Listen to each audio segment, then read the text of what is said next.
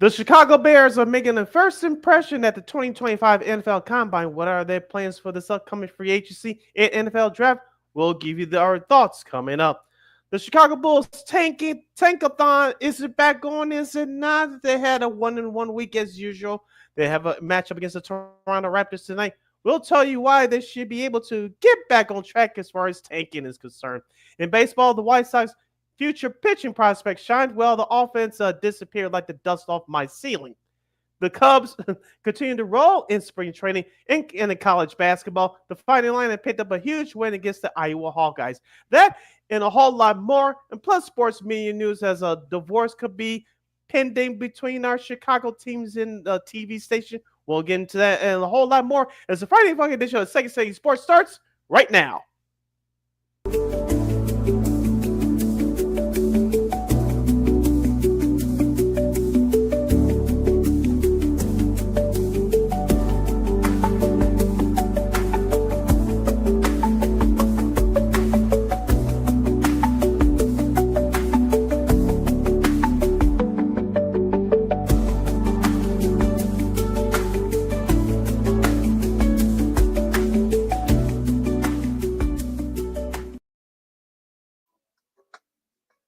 Still gotta get used to that new music intro. Welcome to this Friday Funk edition of Second City Sports, the last month of February. You're locked and loaded and live in a living color right here on Sports Soul Chicago, along with Miss Lakina McGee, which is she. I ain't anybody, you know that this me. You can follow yours truly on the Twitter, X, and the IG at SidKid80. Once again, it's SidKid80. That's SIDKID80. That's SIDKID80. You follow my Kingdom McGee on the Twitter, execute McGee, and IG. Be sure to download the Sports Zone Chicago app wherever you get your apps. Please follow Sports Zone Chicago on all social media platforms, so Facebook, Twitter, X, Instagram, and YouTube. Please subscribe to our podcast. We're located at War Media Podcast. That's WARR Media, PODCASTS. We are on all podcast platforms, including the iHeartRadio app. And while you're ready, please give War Media a follow on all social media platforms at WARR Media. And thank you very much in advance for your support. Like, share, subscribe, and tell your friends. We are unapologetically fun, and we have very definite opinions. If you have any definite opinion, do not 2 hour extravaganza we call a Sports Talk Radio Show. You can definitely hit us up at Sports Zone Chicago's Facebook page or at Sports Zone Chicago on YouTube. Type in those questions or comments to the comment section. Lakina will get the up on the screen for you. When you decide to troll, indoor, or do something silly, dumb, or stupid, I've given Lakina full powers to give you full Bill and boot. Toodles. Before we begin, shout out to the replay gang that's catching us on the replay on our YouTube and Facebook channels. And shout out to those of you that are watching us live in living color right now. Whether it's sports, entertainment, or more, don't you never, ever, ever forget, you know we will provide. And we're providing you with some of the best here on Second City Sports, of course, as like I said, it's the last Friday for February. Okay, we'll talk some college hoops as there are some conference as Illinois got a big win, like I said, against Iowa, but there are going to be a few conferences that are going to be wrapping up their regular season this weekend, including a couple of some local teams here, so we'll talk about that. Also, too, of course, some sports media news. One MLB team won't have any pre or post game shows this year when their team travels out west. West will tell you who that is. Also, too, local teams might be breaking up with a provider. We'll tell you guys more about that as well. Of course, we'll talk some baseball. The Cubs still stay undefeated in spring training while the Sox finally get their first win, but they lose one of their guys in the around that earlier this week. So we'll talk about that. Good grief. Yeah, we'll talk about that and so much more. But first, Sid, the NFL World's in Indy for the Combine as it's commencing right now as we speak. I believe it's the defensive guys that are up next. First, and I guess the offensive guys are going to be tomorrow and throughout the weekend. So, but of course, the Bears, of course, new coach Ben Johnson has been making the rounds of various, media places and such, and also too, kind of a little bit of a buzz going there, down there in Indy. But Sid, what do you think so far? And what's with all the, all the kind of like, I don't want to say pomp and circumstance, if you will, but all the stuff that's going on down there in Indy. Yeah, I know Ben Johnson is trying to leave a big impression on everybody and anybody who's going to listen to him, along with Bears GM Ryan Poles down there in Indianapolis. Of course, We all talked about it on this show. We'll talk about 1,000 more times between now and the April's draft in Green Bay that the Bears need to fix this team, and it starts with the interior with the defensive and offensive lines. And I don't know if you called the Waddle and Sylvie interview from ESPN Chicago, the flagship station of the Chicago Bears, but Ben Johnson gave an in-depth detail on how he wants this team built. Ryan Poles kind of backed him up on the same thing in another separate interview with the guys, and you can tell that Ben Johnson has a plan. He wants to execute it. Obviously, we talked about Ryan Poles before having 1 year left on his contract. He's like Jed Hoyer, who we're going to talk about his team later. But Ryan Poles is like Jed Hoyer. The moves that he's got to make with free agency, which starts in about 2 or 3 weeks, culminating with the draft next in April. Ryan Poles got the head on all of them. If he does it, he's going to be out of there, and Ben Johnson is going to be working with a new player personnel side GM after next season. So I like Ben Johnson, at least what he's presented so far, telling the players that are on the current roster, be comfortable, get used to being comfortable, being uncomfortable. It sounds nice, but we all, as fans and media pundits alike, we're going to have to wait till we see these early steps with his plan in July when they commence in Lake Forest for training camp. It was Second City Sports and Sports on Chicago, like Keenan McGee sitting around with you. And I think it's going to be interesting to see like how, on the same page that, Johnson and Poles are going to be. Like, is there going to be some disagreement, especially when it comes to drafting? Do they go offensive line or defensive lineman in that first pick? Now, they do have two picks they have three picks within the top 50. So they got some, move to go around here if they decide to make any trades.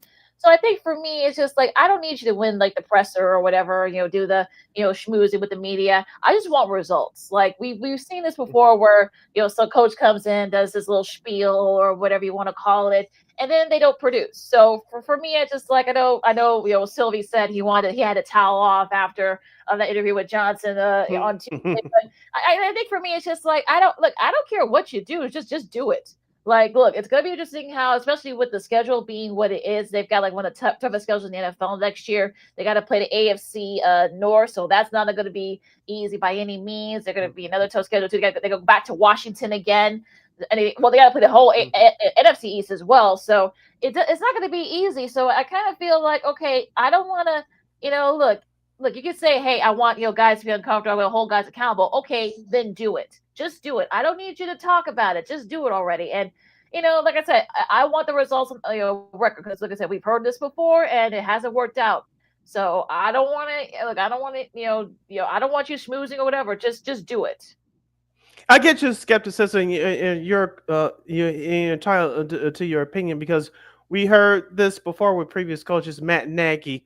It was a great 2018, but you saw that team fall apart, even though they made the playoffs during the COVID year in 2020. That team fell off fast. We saw what happened with the Mark Trestman era. It started ugly, it ended ugly. And of course, we can't forget what happened with may he so rest in peace, the late great Dick Duran. Remember, he was not the Bears' first choice in 1999. It was Dave McGinnis, who now works with the Tennessee Titans on their radio broadcast. But Mm-hmm. like you said, we've seen this movie before. We all gonna have to wait to see what this plan is in training when they start in training camp in late July. It's been a lack of consistency with the Chicago Bears team, the lack of sustained success over the last 15 years. I'm talking about after the end of the Lovie Smith era, when he was let go following the 2012 season when they missed the playoffs at a 10-6 record. You only went to the playoffs twice since 2012.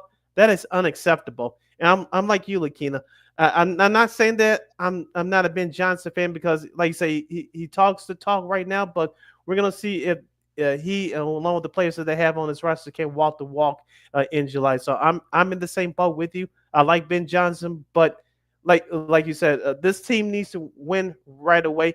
In the case of GM Ryan Poles, Ben Johnson has a little leeway with his first year, maybe into his second year. Depends on how the team does this upcoming year, but it's time for results, and we all going to have to wait to see what happens starting in July.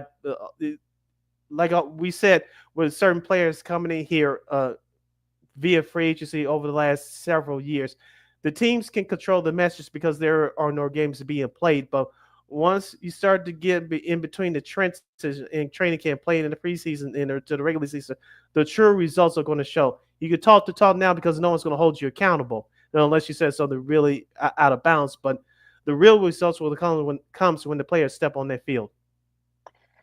Could be interesting to see what happens with that. Now we've got some breaking news in the NFL news as a whole, Sid, as we get into more into the NFL here. Matt Stafford, this is according to Ian Rappaport, Adam Schefter, Diane Rossini, they all have confirmed that Matt Stafford is staying with the Rams after he had talks with the Raiders, maybe with or without Tom Brady. We'll we all know about that, and also with the Giants too. Stafford has decided to take less money and go back to Los Angeles. And I have to say, I don't think anyone should really be shocked by this. I know that there were some people that said, well, maybe the Raiders, maybe the Giants, or maybe some people even said maybe the Vikings. But I think you saw what's going on and said, you know what, I'll just take less money and stay where I am. And look, we said this would happen on Monday. You're kidding! I didn't see this coming. What are you talking about? but but we ran through some of the teams that, as you mentioned, we talked about on our show on Monday. Pittsburgh football logic, it made the most sense, but you're not moving to the East Coast for a couple of years. The Giants made no sense. You don't have an offensive line. Your defense is which got worse at the end of the year. And outside of Malik Neighbors, you have no running back, no second wide receiver. So the Giants made no sense. The Raiders possibly because of Pete Carroll, the new head coach, is there now, but it made sense for the Rams and Matthew Stafford to get back together for the next couple of years. Because here's the thing: you saw what happened with them 2 years ago when they lost the heartbreaking and wild card round to the Detroit Lions, which that team ended up losing to San Fran in the NFC title game. Last year, they lost to the Philadelphia Eagles, who ended up winning the whole thing. And remember, the Rams were on their last drive before they had a turnover announced. They were in position to upset the Eagles in Philadelphia in the snow. So the Rams are not that far away. We talked about Verse. We talked about Bobby Brown. No, not the singer from 1988, but being those young studs on the defensive line, making you forget about Aaron Donald. That team is on the come right now. I know they get the Lane Cooper Cup code, but I don't know if you heard this, Lakina. I was trying to check in on this before the show, but I didn't have enough time. But I heard a caller on the New York City sports radio station a couple of days ago. He said that he saw and heard around Rams camp that the Rams are trying to acquire Tyreek Hill. I don't know how I true saw that that. is, maybe. And so, but let's assuming that happens, the Rams, in my opinion, will be the second best team in the NFC behind Philadelphia. And given Yes, what the results I just told you the last 2 years, and given the changes, more changes that could come with the San Francisco 49ers, the Rams will be number 2 in my book in the NFC. I think it's yeah, Philadelphia, NFC, and the rest can go and play. yeah. No, I think I saw somewhere on social media that somebody there were. I forgot who said it, but I think someone did say that the Rams and Tyreek Hill, because remember Tyreek Hill had said that he wants to get out of Miami, so they've got the draft capital on top of the Rams to pull it off. Now, will they pull it off before the draft, or will they kind of wait till like closer to training camp? We'll see. But yeah, if they make that trade, I think they're definitely going to be right up there near with Philadelphia as one of the favorites in the NFC. Now, real quick, I know we're up against it, but Myles Garrett has said that he's not opening to a contract extension with the Browns, and we just after the Browns reiterated that they're not going to trade him. So yeah, I I don't know what more the Browns can do. I mean, I said it yesterday when the news came out. They should just trade him already because this is going to be a big distraction going into camp. So you don't want this to to be kind of like a holdup. So if he says he doesn't want to stay, then you better try to accommodate him at the very least. And which brings up, we're not going to do any mock drafts here today, but with Cleveland's first round pick, are you going with Cam Ward or are you going with the top defensive pass rusher that's on your board? If the Browns choose to go with the top defensive pass rusher, Myles Garrett's days are over. And we talked about like some of the teams that he could go. They're not. We know that the Browns not going to keep it in the division. So sorry all you Pittsburgh and Baltimore fans that were hoping to try to get him. That's not happening. Mm-hmm. So yeah. So maybe the 49ers. I know with the new salary cap bump. I know Trace him. I know that was a name that the Bears fans wanted, but he looks like he's gonna franchise tag him. So they were able to move Mm-hmm. some money around. I'm sure the 49ers are going to do the same thing. So could they perhaps maybe try to get Myles Garrett? Buffalo could always use him. And let's see who else. Houston, look, they could use another guy up front. That's one of the top guys in the league up front. Maybe Philadelphia, especially if they lose one of those other defensive guys that helped them win the Super Bowl a couple of weeks ago. Maybe Minnesota, maybe Detroit. So yeah, so San Fran too. I mean, look, they've got choice of who they want. So if you're the Browns, yes, you've got the cards here. Yeah, I heard that Detroit may be out, even though Aiden Hutchinson is coming back next year. We'll see what Detroit does to get a pass rusher via free agency or the draft. It looks like they may be out of Miles Garrett's sweepstakes, but some of those other teams you mentioned are valuable candidates, and trading him within the AFC North, I should say, that's not going to happen. So, but Miles Garrett's days of being a Cleveland Browns pretty much over. As we talked about a couple of weeks ago to Lakina, excuse me, and I don't think it's a realistic possibility that the Bears are going to get Miles Garrett, but I don't know if Ryan Poles has made that call, but if he has, he should make it right now. Well, what will it take to get Miles Garrett to come to Chicago? Because we all know that the Bears defensive line needs help, especially after what happened with Montez Sweat last year, being a situational pass rusher after injuring his shin. We all know that DeMarcus Walker is no longer with the team. So, and Javon Dexter on the defensive tackle, you really didn't get anything consistently from him last year. So, if I'm the Bears, if Ryan Post hasn't done it already, call the Browns to see if that price is too high to get Miles Garrett. If it's too high, obviously move on. But you at least got to make that call to see what's going to take to get Miles Garrett in the Bears uniform.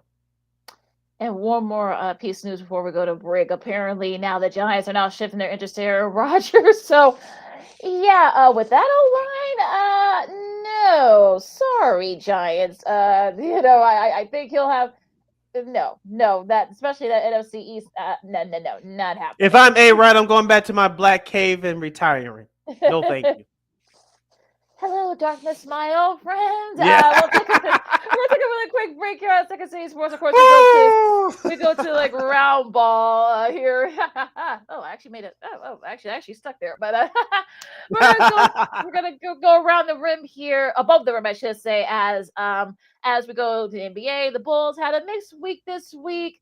The Lakers are they still concern me a little bit, and but look out for Steph. We got a little vintage Steph last night.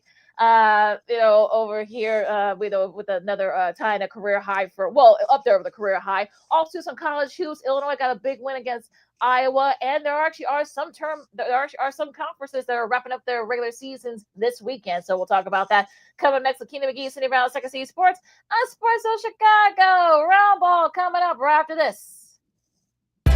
This year, my mom got me the perfect bag for back to school. These colorful binders help me stay organized. These headphones are just what I need for studying. These new sneakers are just what I need for the new year. This jacket is a real must-have. My parents got me the skateboard I wanted. It's pretty cool. These scissors really come in handy in art class. These colored pencils, too. These new socks? They can be a real lifesaver.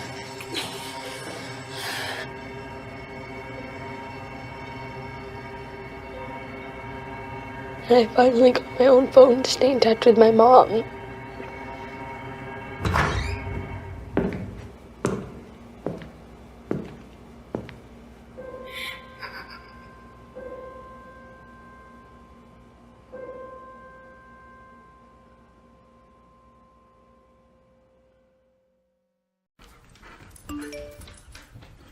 Trisha's having a sleepover tonight. Can I go? I wonder about Lucy's friends. What should I say? I know you're only 10, but one of these days a friend will offer you a drink. And alcohol at your age can lead to so many things. None of them good. So can I go to the sleepover? Lucy, I want you to promise me I something. finished my homework. Bigger promise. If there's any drinking, I want you to say, "No thanks, not my thing." Mom. I promise you, your real friends won't care. Deal? Sure. Really? I promise, Mom. They really do hear you. Did you pack your toothbrush? For tips on how to start the talk, visit underagedrinking.samhsa.gov. A public service message from the Substance Abuse and Mental Health Services Administration.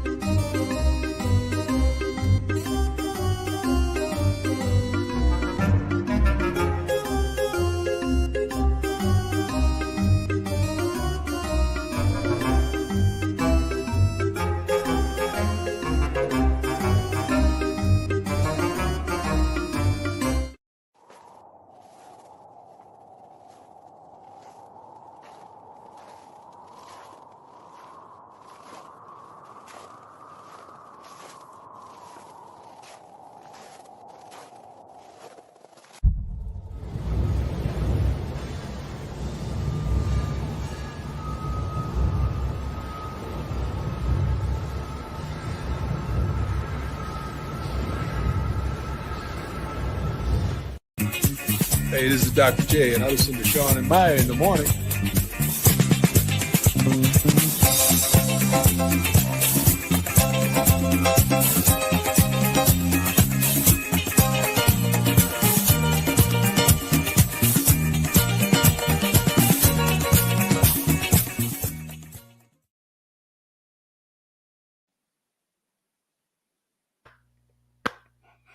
Welcome back to Friday evening edition of Second City Sports, the last one for the month of February.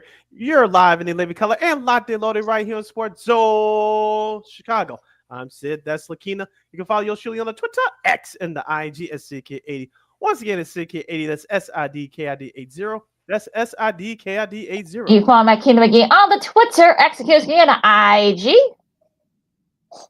You have any questions or comments for us as we dive into the hard work, both college and pro, and of course, the Bulls? You can hit us up right now at Sports Zone Chicago's Facebook page or Chicago Sports Zone Chicago on YouTube. Type in those questions or comments in the comment section. Again, we'll get the up of the screen for you.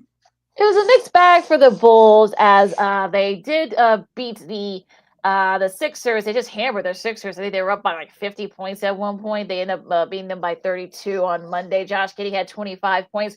A total team effort there, but Embiid was out. I think a couple of their other guys were out as well. Talk about the Sixers. So there was really, there was really no sense in them winning. I mean, you could probably say that they're better at taking the Bulls are, but that's a whole different conversation. On the flip side, though, on Wednesday, they did lose to the Clippers 122-117. James Harden had 30 points there. Zach Collins, the newly traded Bull, he had 21 points leading the way for the Bulls there. So kind of what we thought was going to happen, what we thought was going to be the reverse, but they play the Raptors tonight. So it's going to be interesting down there at the over there at the UC. And it's just your typical, like your Bulls, like typical Bulls week, a mixed bag, get the fun bad part of it. So yeah, I think it's just weathering the storm for these last like 24 games in the season. As I talked about on this show for the last couple of weeks, ever since the Zach LaVine trade, I said it was going to give opportunity to a couple of guys that needed to prove themselves in this league. That's rookie Manas Buzelis, who did not have a good game the other night against the Clippers. But Josh Giddey was the other player I talked about for the last couple of weeks. That his game has been up and down so far this season. You can understand a little bit being used to a new team and being traded from OKC over the summer for Alex Caruso. He's been averaging, I'm talking about Josh Giddey, over 23 points per game these last two games. And you could tell I said that he needed to have his confidence boosted up. Well, his play is doing the talking, and his shooting, especially from the outside, has been excellent. You saw that in that win at Philadelphia on Monday night. And you saw it again on Wednesday against the Clippers. He was 4 for 4 from downtown. And also he shot 8 of 14 overall. And this is against the Clippers. But you can tell Josh Giddey's getting comfortable in the system. And without Zach LaVine there, he's starting to take off. And maybe he is another piece that the Bulls could think about keeping for the next couple of years. If you're AK Mark Eversley, I don't know. But Josh Giddey is giving this Bulls management team reasons why they should keep him, giving that rookie extension at the end of the year. Yeah, so yeah, he's again, I can't watch the Bulls games, but he's actually been playing very impressive lately. I think he's getting his he's getting comfortable. I think some of the other guys are stepping up as well. So it's kind of interesting, see how this Bulls team, does throughout. I know some Bulls fans really want them to really like tank and finish outside, but I think they're going to hang on to that playing spot unless, Brooklyn goes into a big run. That's what they got to worry about now. So it's going to be interesting, though. You kind of see it, but yeah, I mean, you're seeing some of the young guys step up. Like we saw Zach Collins. Kevin Huerter has been, playing pretty well for them since being traded. Dalen Terry's actually gotten more minutes. Bruce Ellis is getting more minutes as well. So yeah, I think if you're the Bulls, I think you just want to try to weather this storm and just see how this goes. And could be interesting to see what AK Eversley does again. If things don't end well for them, I mean, you never know with this Bulls squad what you're gonna get. So. Yeah, and let's not forget Nikolai Vucevic didn't play in that game against Philadelphia the other night. He did not play on Wednesday against the LA Clippers either. I don't know if what his status is for tonight's game against Toronto, but you mentioned about Zach Collins and Julian Phillips and some of the other guys. It opens up more playing time for them. As you mentioned, Zach Collins has taken advantage of it so far. I want to see Julian Phillips and Dalen Terry and some of those guys step up and get some minutes as well. Billy Donovan has a mixed deck in terms of the players that's available to him. So for those young guys that has the minutes available to them, they need to go in there and take advantage of them. All right, good. It'll be interesting to see what happens there. Now, going to the rest of the NBA, we'll start with a vintage performance from one Mr. Steph Curry, as Steph shot 12 3-pointers. He worked for 56 points as he helped rally the Warriors over the Magic. 121-115 last night, and they overcame a 17-point deficit. He actually buried a halftime buzzer beater over Apollo Banchero, and if you saw how Banchero reacted, all he could do was just like raise his hands, like I don't know what to. Yeah. But that was just the beginning of the Steph Curry show. Of course, he scored 25 of 56 points in there. He made 16 of 25 shots, including those 12 3-pointers. Like I said, this is his 14th career 50-point game. That's ties with LeBron and Rick Barry for the 7th most in NBA history. And almost to the day, he already has 9 such games at 30 or older. That's the most in NBA history. Almost to the day yesterday, he had 12 3-pointers and 46 points 9 years before. That game was against OKC, by the way. They actually also won that game as well. So yeah, I mean, the Warriors have been playing very well. I think they're like 9-1 since that Jimmy Butler trade, or 10-1 or something like that. So yeah, I mean, look, I don't know. Look, I'm not gonna sit there and say they're up there with OKC, even though they'd be OKC in the Nuggets, but I think the Warriors are kind of showing that they are going to be a force to be reckoned with. They're going to be a tough playoff out.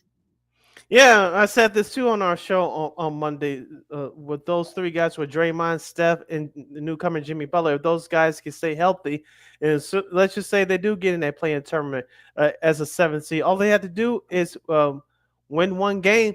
And if they get matched up against Denver, it's going to be a little bit tougher. But if they get matched up with Memphis or Houston, those teams are currently ranked 3rd or 4th right now. If one of those teams gets sneaky, move up to that 2nd spot, if they get matched up with the Warriors, assuming the Warriors stay the 7th seed, it's going to be problems come playoff time. So I'm with you. I'm not saying this Warriors team is championship contending team, but whoever they match up with the first round could be a problem for them. But I also got a couple of other stat nuggets from Steph Curry's performance last night. This was Steph Curry's 45th game with 9 or more 3-pointers made. That's the most in NBA history. Guess who's number 2 without Googling? LeBron? No. I'll give you one more guess. 50 points. Shoot. Not in recent NBA history, but all of NBA history. I would say MJ, but I think that might be too easy. Or Kareem. This is Curry with the 9. No, with the 9. No, this is with the 9 or more 3-pointers made in the game. How many games? And this player, I'll give you a hint. He's currently playing. Shoot. Who's it? Okay, 3-pointer. Who's really? Oh goodness. I'm stumped. Damian Lillard with 14. Oh, I should know. Yeah, Dame. Yeah, that sounds about right too. Yeah, that sounds about right. Well played. And also Curry. Yeah, And also, too, Curry scored 22 points in the third quarter. The Magic only scored 21 points in the third quarter as a team. And so, for Curry scoring 22 points in the third quarter last night, that was only his 42nd 20-point quarter of his career. Yeah, that's insane. Mm-hmm. So yeah, so it's gonna be interesting to see what he does. I mean, look, he's 37 now, so it's gonna be look, we know how long he's gonna be able to do this. So we'll see what happens there. Now, LeBron had to come back into the game. The Lakers, they were up by about 15 against the T Wolves. This again last night, the second game that TNT doubleheader. LeBron ended up with the 33 points as the Lakers held off the T Wolves. Terrence Shannon Jr., the rookie from Illinois, had a nice showing, 25 points, tying a career high for him. He actually had to kind of pick up the slack because Anthony Edwards got ejected. He got his 16 technicals, so he might miss a game. I think that was a little bit unfair, that technical that he got called on, but that's another conversation. But look, Luka, you can tell he's starting to still kind of find his endurance. He hit a crazy shot from like the corner. Oh, I forgot who that was who he shot it over. I don't know if that was that Nas Reed. I don't know if that was Nas Reed, but all they could do is just like raise their hands too. They were like, I don't know what you want me to do. So even Lucas Dad was probably like, I don't know how he does it, but a nice win for the Lakers, and they've been playing very well too. Yeah, with the Minnesota Timberwolves, we talked about their injury problems. Of course, Julius Randle is still out. Anthony Edwards has to almost do everything for the Minnesota Timberwolves. But on the flip side for the Lakers, as we said, it's still going to take a few more games for LeBron and Luka to get used to each other. And LeBron James, with those stellar numbers last night, you don't want him continue to do that. As he would tell you that in his passive aggressive way, he doesn't want to continue to lead the team in scoring because he's 41 now, 41 years old, and he cannot do that every day at his advanced age. He's still the best player on the floor when he's effective, but having him try to do everything at his age is not going to help either. But the Lakers, as I said before, they are a playoff team, not a playing team. And I'm not saying they're going to the Western Conference Finals, but when you have LeBron James and Luka Doncic, both of them at their best in their proper roles, they'll be very hard to beat. But right now, the Lakers still trying to figure things out, and they have a little bit more time. Not too much time, but a little bit more time before we get into the month of March. They definitely got to get somebody to step up to help them out, though. That's really like, will it be Reeves? Will it be Vanderbilt? Will it be Hachimura? Somebody's got to try to help out and step up, be kind of like that third. They could just be the third guy. You don't have to be like that. Be like LeBron and Luka, but they got to be the third guy. So definitely gonna need some help there. As the Second City Sports, Sports Chicago, Kim McGee, Brown with you, doing some NBA here. Dallas, Kyrie had 25. These are yesterday's games. They beat the Hornets. The Pelicans. Zion's been playing like a man possessed the last couple of games. He had 27 as they beat Phoenix, and Giannis had 28 as the Bucks beat Denver 121-112. Yeah, much needed win for the Milwaukee Bucks. They've been trading water, to say the least, this season. I know they picked up Kyle Kuzma in that trade from the Wizards in exchange for Chris Middleton before the All-Star break. So Milwaukee needs to pile up the wins here and then get some confidence as we head into the month of March. And we mentioned with the Pelicans, maybe Zion Williamson will play himself into a trade this summer. We'll see about that. On the flip side for Phoenix, stick a fork in them. They're done. Yeah, they are, unfortunately. Wednesday's games real quick. Houston over San Antonio, Sacramento over Utah, Miami with a nice win over Atlanta, OKC SGA had 27 as they beat Brooklyn, Portland beat Washington, the Knicks. Speaking of that game, real quick, Shaedon Sharp, did you see that? I saw that. Yes. Yes. 36 points for him, a career high, with that dunk as well. So, a nice win for Portland. Chauncey Billups got his guys playing. I'm not sure they're not gonna make the play-in. Obviously, they're too far back, but they are gonna give teams fits. So people who play Portland in the rest of the season, they better look out for them. And the Knicks, they finally got some good news. They're gonna get Mitchell Robinson back soon, so they definitely need him as they held off the Sixers. And the Pacers, no trouble with Toronto. Tyrese Halliburton, happy birthday to him. He had 33 points. And Detroit, they have now won 8 in a row. They beat Boston, and some of them mild upset, 117-97. Detroit basketball. We talked about them throughout the year, Lakina.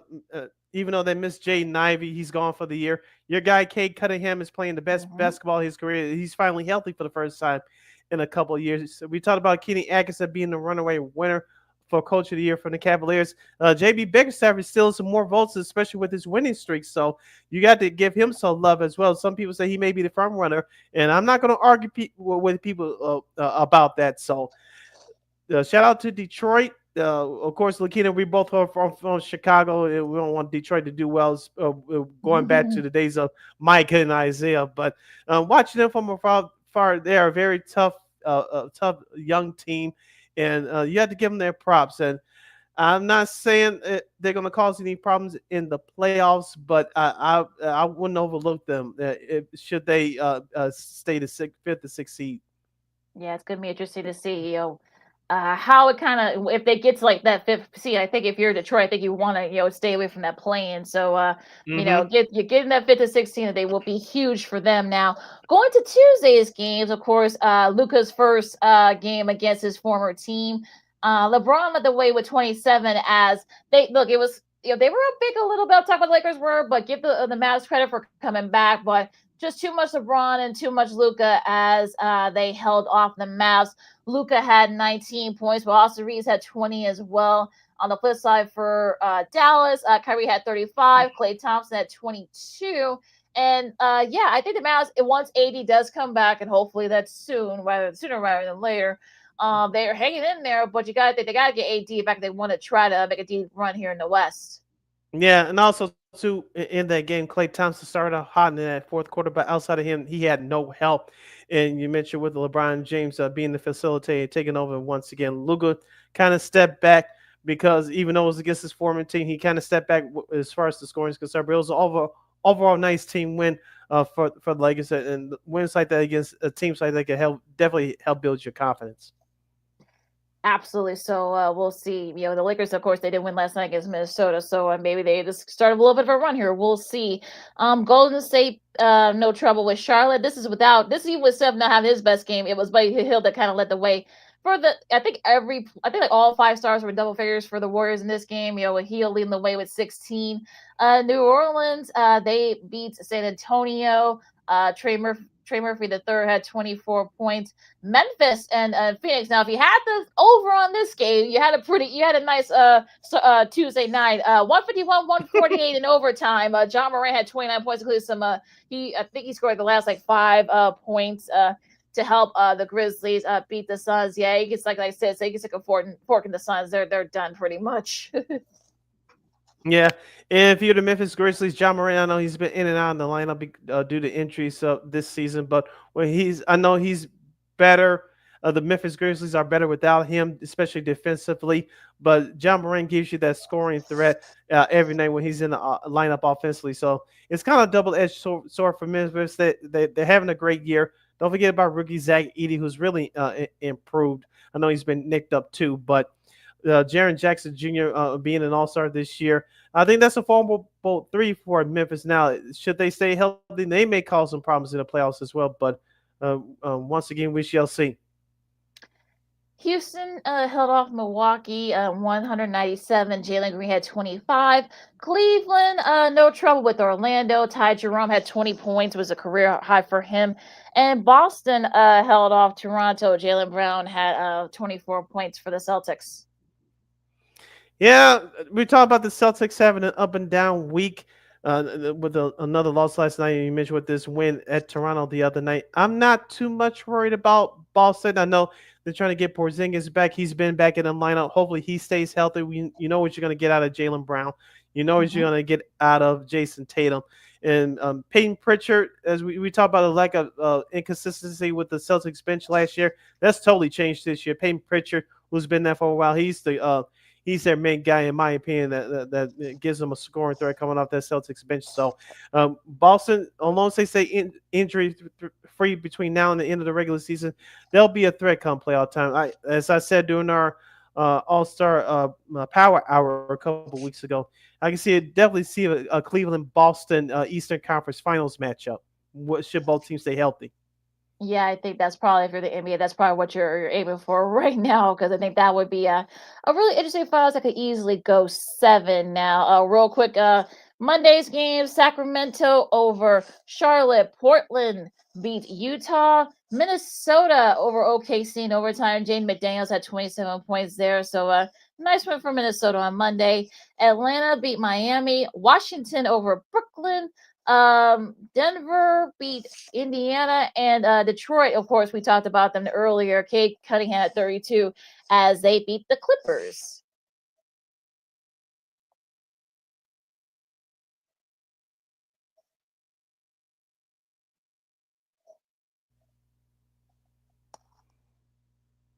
All right.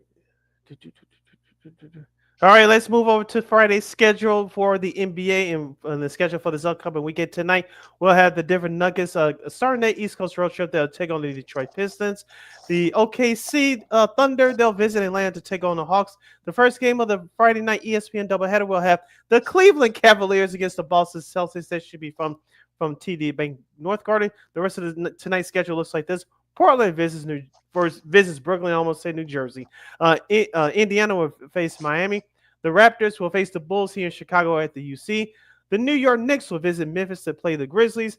New Orleans at Phoenix. As I said, stick a fork in Phoenix. Minnesota will visit Utah. In the second game of the ESPN Friday night doubleheader, will have the Battle of Los Angeles from the stadium formerly known as Staples Center. So Clippers visit the Los Angeles Lakers. That should be a fun one. And Cleveland and Boston. Could that be a Eastern Conference Finals preview like we just said about a minute ago? Maybe. We'll see. The 1st of March. These are Saturday's games. Tomorrow you got Washington and Charlotte, Brooklyn and Detroit, Sacramento and Houston, San Antonio and Memphis. And, this seemed like a good game earlier in the season here on ABC at 7:30. Golden State and Philadelphia. I would say if Steph could probably go for 40. Steph will put on a show for you. That's about all I can promise you with that. That's all that game. You'll watch for in that game. That's it. Other than that, no chance. Milwaukee and Dallas to cap off tomorrow night's games.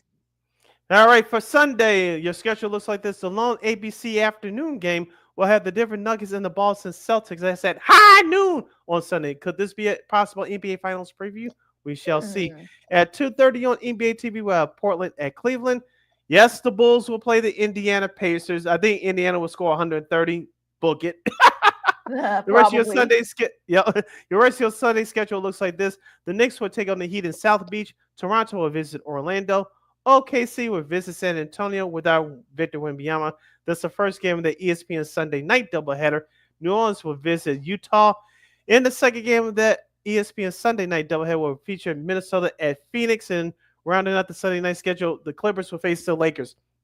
And no, folks, I'm not repeating myself.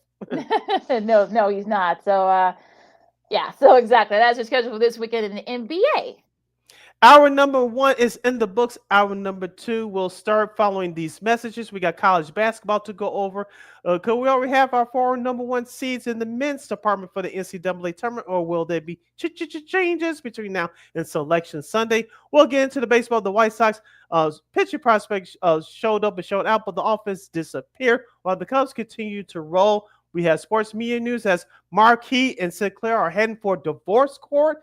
That, and we'll have some early odds for college football. It's never too early to talk college football, at least in Lukina's world anyway. That and a whole lot more is hour number 2 of Second City Sports is next, right here on Sports Soul Chicago.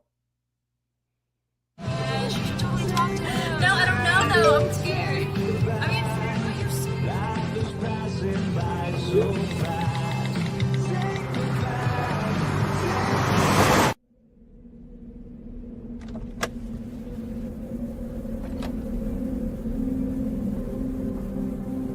Do you know that you're in my lane? No, not at all. Are you not paying attention? Are you texting? I was just checking in with my mom. I was telling her that I thought we'd be home by 6. It's okay. There's enough time. Just pay attention. I'm not even halfway through my text. There's no way. I'm not even going to look up. My babies are in the car. You have to pay attention. It's just supposed to be a quick text. I'm so sorry.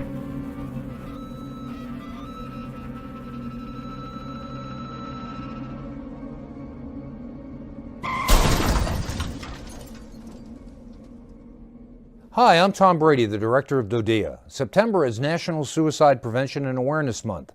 The simple act of reaching out and caring for those in our communities is something we all can do.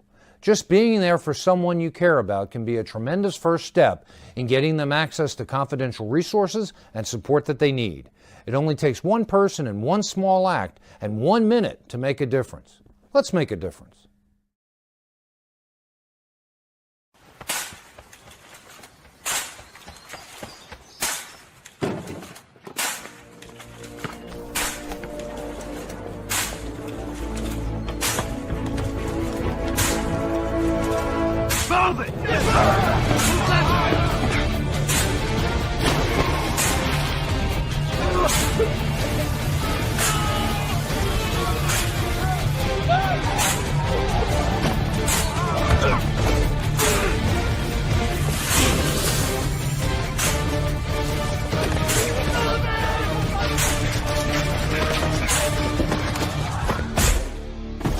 Many will hear the calling. Few will earn the title. United States Marine. The few, the proud, the Marines.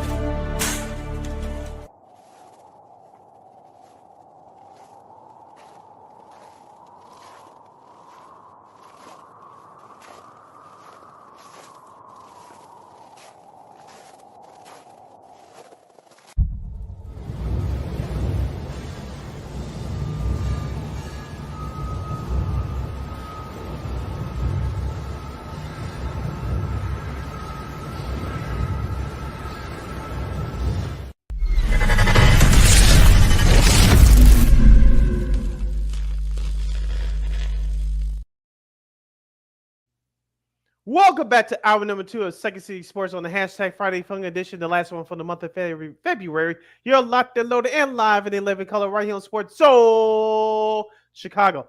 I'm Sid the Kid, which is me. That's Lakina McGee over there. That's she. You can follow yours truly on the Twitter, X, and the IG at SidKid80. Once again, it's SidKid80. That's SIDKID80. That's SIDKID80.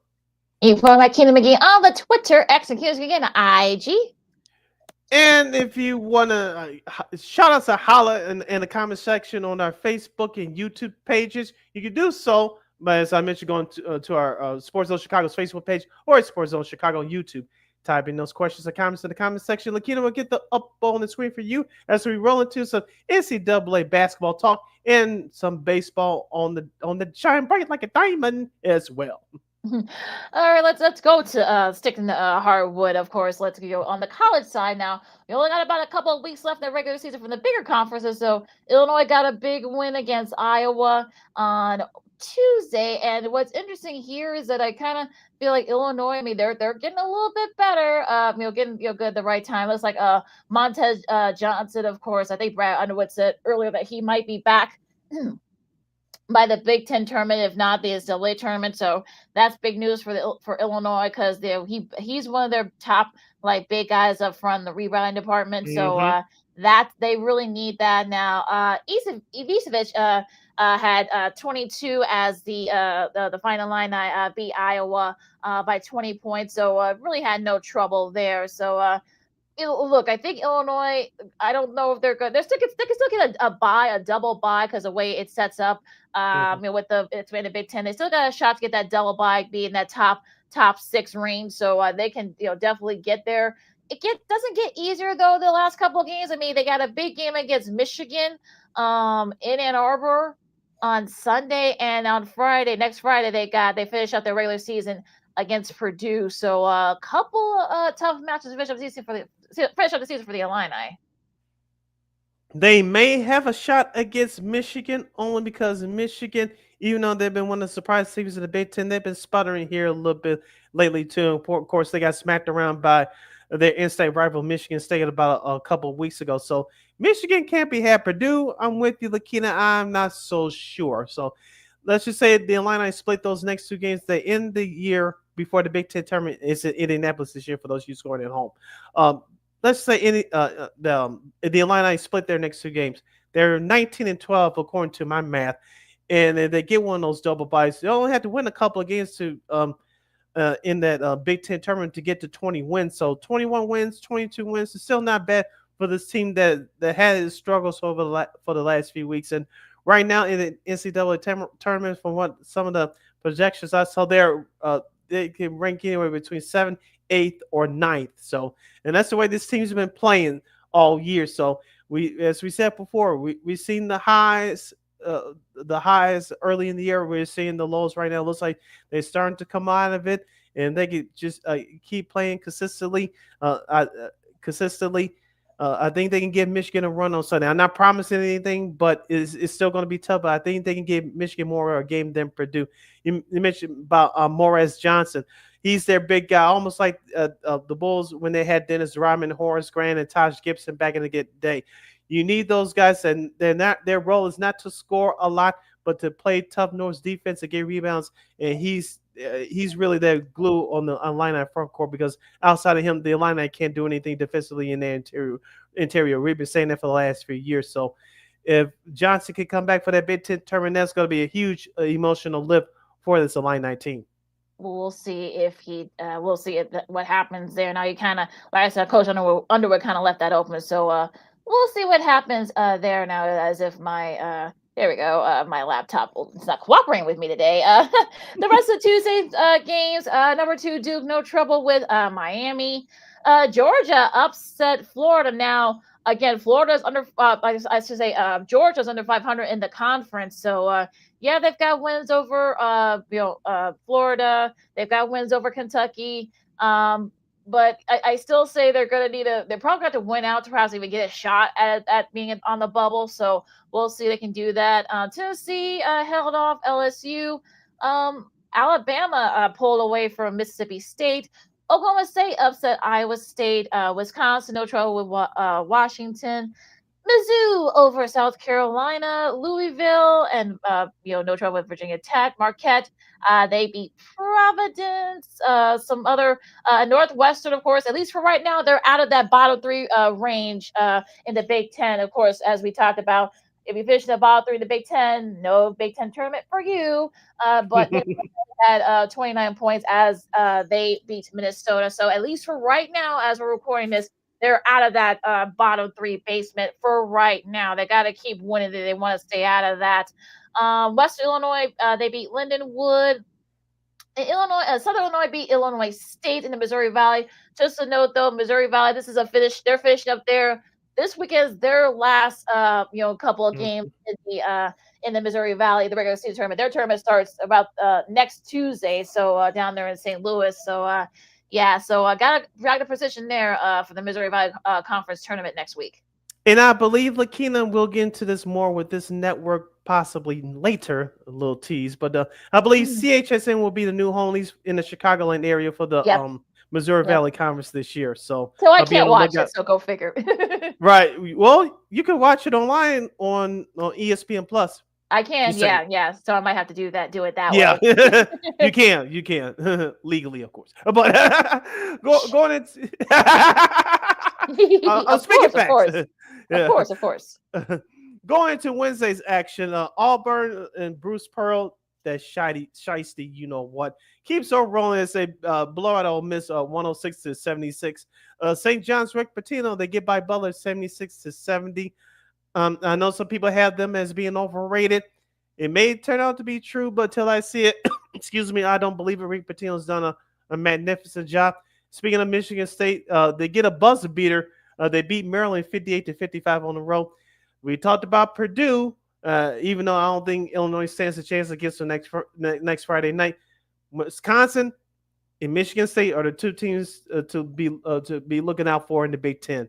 Purdue, bye-bye. Michigan, as I said, Illinois may have a chance on Sunday if they can get their stuff together. But Michigan State and Wisconsin, they're the top 2 teams in the Big Ten right now. Everybody else can go run and hide.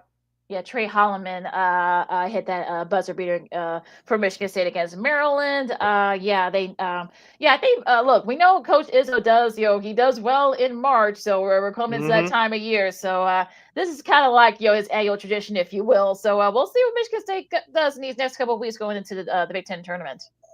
Yep. Vanderbilt gets by Texas A&M in an upset by 2. Kentucky, they beat Oklahoma by 1. Clemson quietly having a great year out of the ACC. They beat Notre Dame. My guy Penny Hardaway in Memphis, they get back on track. They beat Rice by 12 points. Arizona over Utah. BYU takes care of Arizona State. And my computer's starting to act up too. Syracuse gets by NC State. Bucknell, they get by Loyola. Maryland by 3. And other important news of note locally here in Chicago, Loyola Chicago, i.e. Sister Jean School, they get by George Washington 77-57. And UIC, they kind of been in free fall the last couple of weeks. They just get destroyed by. Well, to be fair though, Northern Iowa is probably gonna be the top seed in the Missouri Valley Conference tournament. They beat them by 25 points. So they just went into a buzz. I'm talking about the Loyola UIC did. DePaul, they held on to Creighton for a little bit, but too much Creighton, too much Ryan Kalkbrenner, 25 points as they beat DePaul. Boise State, no trouble with Utah State. Ohio State beat USC. SMU beats Cal. San Francisco held off Oregon State. And Kentucky, Oteka Owe had 28 points as he helped edge out his former school. He played with Porter Moser at Oklahoma last year as they held him off 83-82 at SEC play. Yeah, and going back to the Missouri Valley Conference, you mentioned about Northern Iowa. Both Drake, they get by Evansville by 4, and Bradley, they beat Valparaiso 76-65. Both those teams ahead of them also got big wins. So who's going to take that top spot? It looks like it may be Drake. Bradley's still hanging in there at toward the end of the season. Well, I know they had that win against Drake a couple weeks ago on the road. That was very important for that squad. But I'm really looking forward to this tournament next weekend in St. Louis. So it's going to definitely be the strong will survive in this one for sure. Always is. Arch Maz has been called for like the last 35 years since they've had the tournament, the tournament down there. So I don't think that's going to be they're going to live up to the hype for that. Definitely this year as well. Now St. John's, incidentally, this is actually their first Big East title. This is you got to go way back to 1992. Now some of the players that were on that team, Robert Warden and the late great Malik Sealy. So those are especially Robert Ward. I mean, that's a name I hadn't. I wonder what he's up to these days. I mean, that's a name I hadn't heard in years. Now, of course, we know Malik Sealy played in the NBA. Of course, played for Minnesota. Sadly, he passed away years ago. But yeah, I wonder what. I think Robert Ward is coaching somewhere, I believe. So I gotta look that up. But there's a name I hadn't heard in years. So wow, it's been that long, folks, since St. John's has won the Big East tournament. They actually got a chance to win it outright next week. We'll talk about that coming up now. Michigan, speaking of Michigan, of course, Illinois' next opponent, Namari Burnett, they had to be their own buzzer beater as they pulled out a win against Rutgers. These are yesterday's games, folks. St. Mary's, they wrap up at least a share of the West Coast Conference title. They beat Loyola Marymount. Chicago State, they lose to Mercyhurst. Yes, there is a school called Mercyhurst, folks, in D1. I think that's about it for the important. I mean, Eastern Illinois, they beat Little Rock. That's about it. Oh, Cal Poly beats UCSB. UC Irvine beat Cal Fullerton. Bakersfield, they beat Long Beach State. So these are some of the schools that you might be seeing them in a few weeks. So Western Illinois, they beat Tennessee Tech. I think they're right there at the top of their conference as well. So we might be seeing them in the tournament this year. So we'll see. All right, here's your schedule for this weekend in college basketball. We'll just go through the important games, obviously. Starting with tonight at 7 p.m. locally on Fox, we'll have UCLA. Staying in the Midwest, they'll travel to West Lafayette, Indiana to face the 20th ranked Purdue Boilermakers. In your opinion, does Mick Cronin have a shot to upset the Boilermakers here? Well, Purdue's been in free fall the last couple of games, so they might have a shot. I said they might. We'll see. Iowa will travel to Northwestern to take on the Wildcats at Everson. That's at 8 p.m. on FS1. Both teams are 15-13. Iowa, they lost to Illinois on Tuesday. Of course, Northwestern won their last game, so a big game for both teams. I think Northwestern has the momentum here. I expect Chris Collins and his crew to come out on fire tonight. They'll beat Iowa. You never know with Iowa, though. You may look. I think look, Northwestern needs to keep winning to stay out of that bottom three in the Big Ten. So we'll see if they can do that. Nevada against UNLV. That's at 10 o'clock. The late game on FS1. Now going into tomorrow's games, of course, March 1st. So we're getting to the thick of it here. Clemson, they play Virginia at 11 a.m. on ESPN2. Maryland and Penn State on Big Ten Network. Miami and North Carolina at 11 a.m. on ESPN. Syracuse and Virginia Tech on the CW Network, WGN TV, those of you scoring at home. UConn and Providence on CBS at the same time. Butler and Villanova at Fox. Good one here on ABC at high noon. You got Auburn and Kentucky.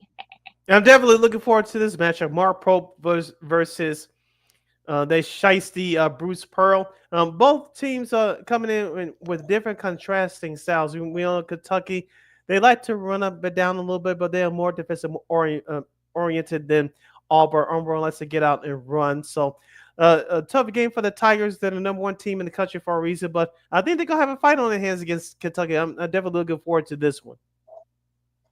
Should be very interesting at Rupp Arena. South Carolina, they host Arkansas at noon on SEC Network. At 1 o'clock on ESPN, you got Texas Tech and Kansas. Kansas, they're starting to kind of get together a little bit, so we'll see how they do against Texas Tech. Air Force, New Mexico, that game won't be on anywhere on television, but I'm sure you'll find a way to watch that. Minnesota, they've got to beat Nebraska to stay out of it. Nebraska suffered a tough loss earlier this week, so we'll see if they can get back on track there at home. St. John's and Seton Hall at 1:15 on CBS. If St. John's wins this game, I think they'll be close to get the Big East title outright. Yeah, I'm going with St. John's in that one. Also, too, at 1 o'clock on ESPN Plus, Brian versus Maine. That wasn't the one I'm looking for. Oh, ESPN2, Oklahoma versus Ole Miss. Oklahoma 17-11, Ole Miss 19-9. And also, too, as we scroll down here, on 2:30 on the SEC Network, LSU will face number 24 in the Mississippi State Bulldogs. They are 19-9 on the year.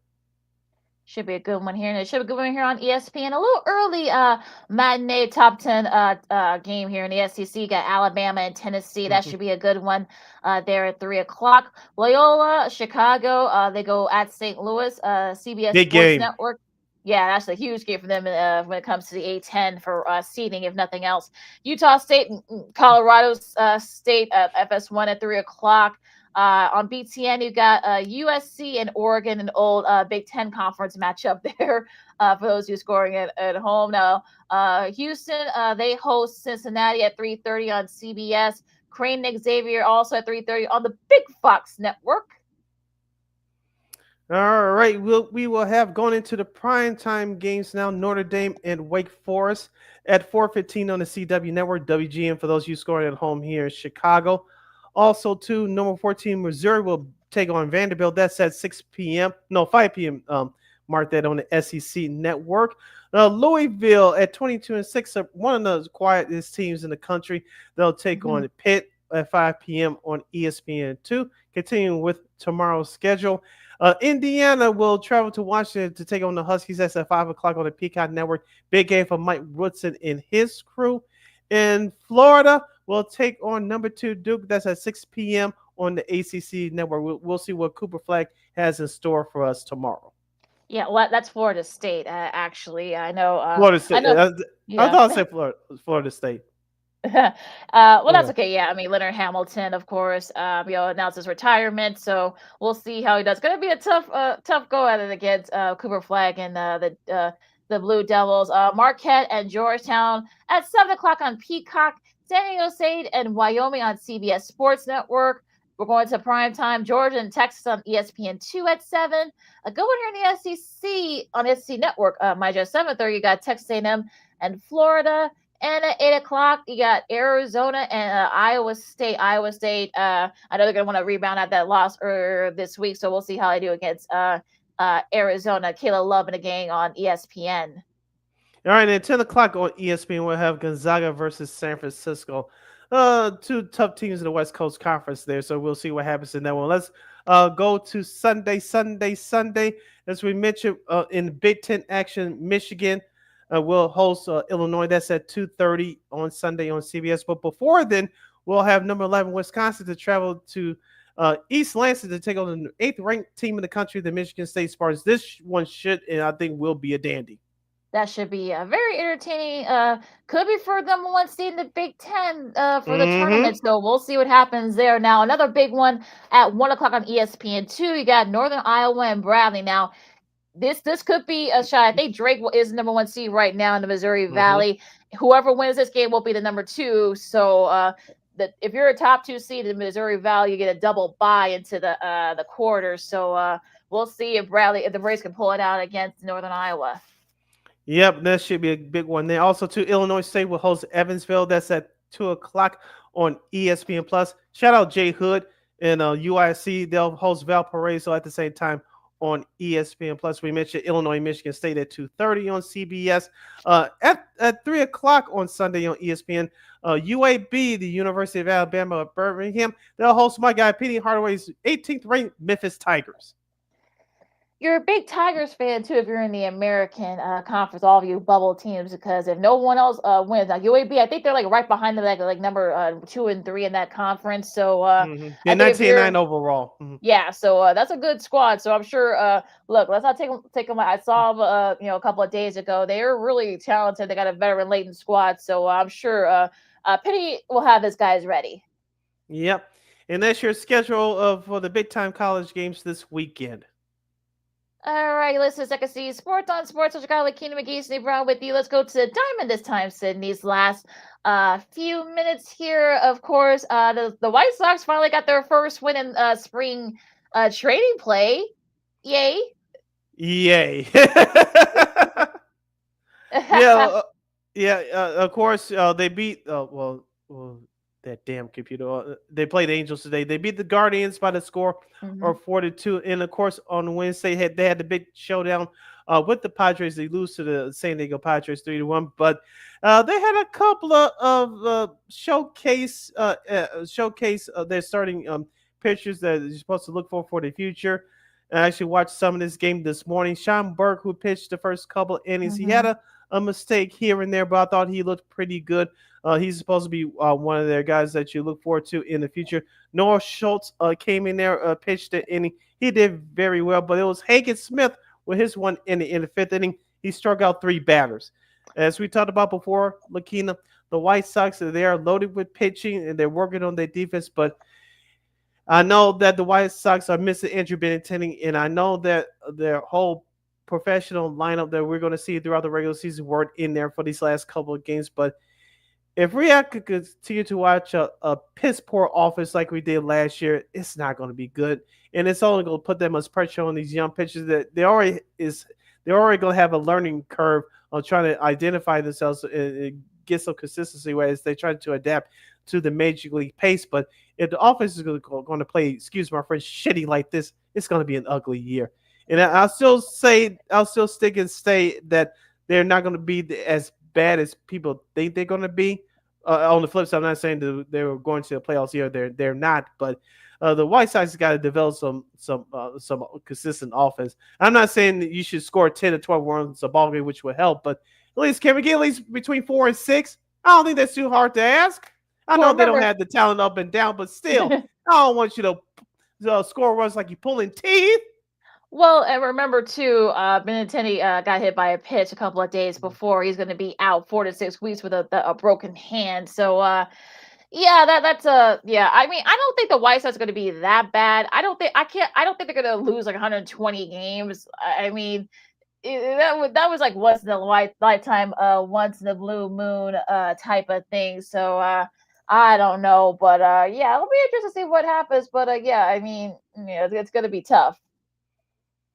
Yeah, so like I said, Will Venable, we all know the new manager of the Sox. He has a tough tall task on his hands. So we'll see what happens with that. Now going to the other side of town, the Chicago Cubs, they ended up with a tie with the L.A. Angels. Ended up in a tie at a tie of 4. But on Wednesday, they ended up with another tie with the San Francisco Giants. They ended up a tie for Lakina. We can't. I know it's spring training and all, but we can't just have games ended up in the time a tie. Not if it wasn't a rain delay. Come on, this ain't hockey. Yeah, the Cubs 4-0-2. I think they're one of the top records in in the Cactus League. Well, this old school NHL in the '80s, we get a point in overtime. So. I guess so. So yeah, that was a little bit weird, but really the big thing here is that Nico Horner won't make the Japan trip, to play the Dodgers. He suffered an injury during one of those games. Well, he's still recovering from off-season surgery. So arm in his throwing arm. So yeah, that's really the big thing there. But yeah, I mean, look, the Cubs looked really good. I mean, for what I could watch, it's like I don't get Marquee Network either, but they looked really good. I mean, the pitch has been really solid. Tucker hasn't been great yet, but he really doesn't do very well in spring training. I think he's sort of trying to find his rhythm a little bit. But yeah, but overall, I mean, look, they're getting a contribution from their young guys. I think. Look, they've got to kind of have to get everyone going here, and like I said, I think the Cubs. The key here is to get into that good start and just keep that going and stay on track. I think that's what happened. They were okay. They were actually really good for the first month. Everything just kind of went to the gutter after that. So yeah, I think that's really for me. I think that's really what I worry about for the Cubs so far. Okay, they got 4-0-2 in Cat League play. What do you do? Okay, whatever. Yeah. What do you think about Pete Crow Armstrong's new number going from 52 to 4? I mean, I guess he wants to do the single digit number thing. You rarely see that as far as baseball is concerned. So Gio was number 2, and I think a couple of guys were single digit numbers. So I think he kind of just wanted to sort of change up a little bit. So yeah. So I really don't think it's a big deal. I know everyone else made a big deal about him changing numbers, but I don't think that's really that big of a deal. All right, we'll see what happens with Pete Crow Armstrong in the Cubs as along with everybody else continue on with the spring training as we get into the month of March. All right, really quick break. Of course, we're gonna do some sports media news. We'll actually do a little bit of that hockey and so much more. Lakina McGee, Cindy Brown, Second C Sports on Sports of Chicago. We'll do rapid fire hodgepodge coming up right after this.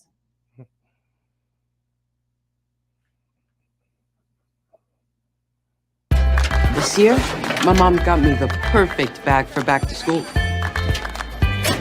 These colorful binders help me stay organized. These headphones are just what I need for studying. These new sneakers are just what I needed for the new year. This jacket is a real must-have. My parents got me the skateboard I wanted. It's pretty cool. These scissors really come in handy in art class. These colored pencils, too. These new socks, they can be a real lifesaver.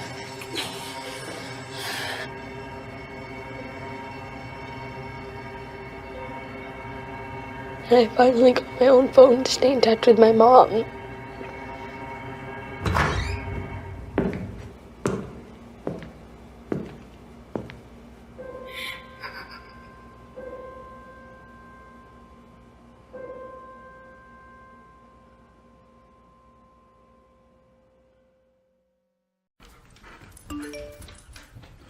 Trisha's having a sleepover tonight. Can I go? I wonder about Lucy's friends. What should I say? I know you're only 10, but one of these days a friend will offer you a drink. And alcohol at your age can lead to so many things. None of them good. So can I go to the sleepover? Lucy, I want you to promise me I something. finished my homework. Bigger promise. If there's any drinking, I want you to say, "No thanks, not my thing." Mom. I promise you, your real friends won't care. Deal? Sure. Really? I promise, Mom. They really do hear you. Did you pack your toothbrush? For tips on how to start the talk, visit underagedrinking.samhsa.gov, a public service message from the Substance Abuse and Mental Health Services Administration.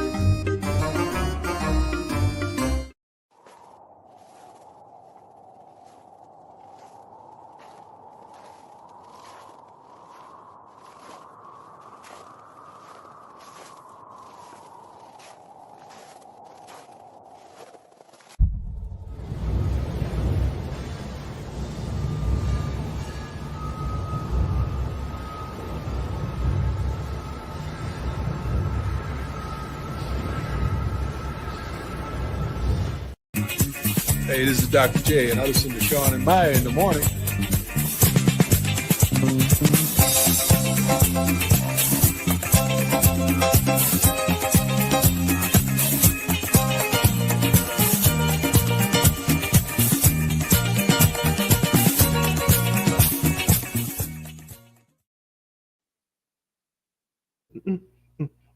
Welcome back to Second City Sports on the hashtag Friday Fun Edition, the last one for the month of February, Black History Month. You're locked and loaded in live in 11 color right here on Sports Zone Chicago. I'm Sid Deslakina. You can follow yours truly on the Twitter, X, and the IG at SidKid80. Once again, it's SidKid80. That's SIDKID80. That's SIDKID80. You follow my Kid McGee on the Twitter, Execute and IG. This is our last break of the show for today and for the week. So, you have any last minute questions or comments for us, you can definitely hit us up right now on Sports Zone Chicago's Facebook page or at Sports Zone Chicago on YouTube. Type in those questions or comments in the comment section. Lakina will get up on the screen for you. All right, so we got some sports media news going here, and you start off because you got a big one here that's going to affect a lot of folks here in Chicago. Of course, with CHSN, if you watch the White Sox spring training telecast the last couple of days, they're not hesitating to tell you where you can watch them without any issues. I'm doing air quotes here on Roku TV or a Direct TV, which Lakina used to have. You can watch them there, but if you want to watch them, I think for free as of right now, you can stream it on their app.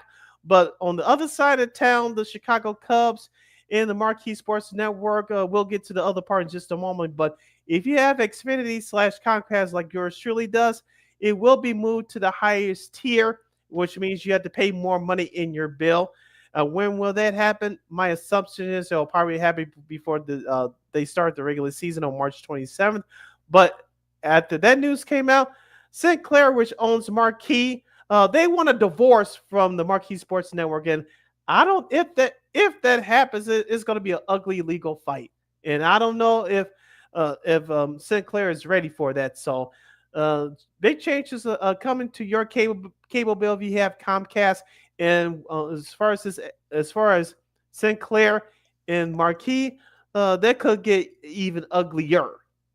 Yeah, I mean, I saw that news a couple of days ago, and it's just like I guess they want to get it out of the main tiers and put it in their own like sports tier, which is the highest tiers out of all of them. And yeah, I mean, yeah, as you can imagine, that's not going over well with folks, and I think it's sort of one of those things where we're seeing it lately with a lot of these sports, these streaming services and cable and satellite and then what have you, whatever you got. I mean, kind of take a step away from the RSNs, especially. We'll talk about how it's affecting one team in a second, but yeah, this isn't good for either side. I think, yeah, you don't want to get into a fight with the streaming company, but again, at the same time, though, I mean, if you're a consumer, I know you have Xfinity, but the fact that they want to take all these networks out, completely out of the lineup, I mean, that's not good. That's not good for the consumers. Forget all that. Yeah, and that means you're gonna have more cord cutting, and we all know where has led us to this situation right now over the last decade or so. Now we talked about this. I believe it was over a month ago on this program that NBC Sports Bay Area they had moved uh their channel to the highest tier on Xfinity Comcast out there in the Bay Area. I said at the time, and I'll still say it here with this marquee situation here in Chicago. What does that mean for CHSN? I heard a couple of people over the last couple of days that uh, CHSN and Comcast are close. I'm using air quotes here.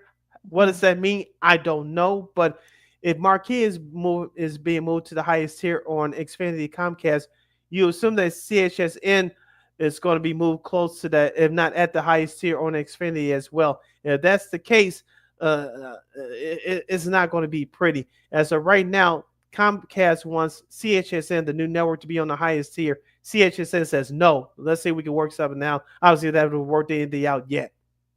Yeah, and I think apparently that's been the holdup because they want to, they want Comcast, they want all their sports, because like I said, they're kind of trying to veer away from the RSNs being in their tiers. So yeah, that's a probably not a good business decision. I know they think it's a good business decision, but it's not because you're gonna have your consumers pay more. Are you gonna pay more, Sid? For the CHSs, when it does if and when it does, you'll get into the cable lineup there.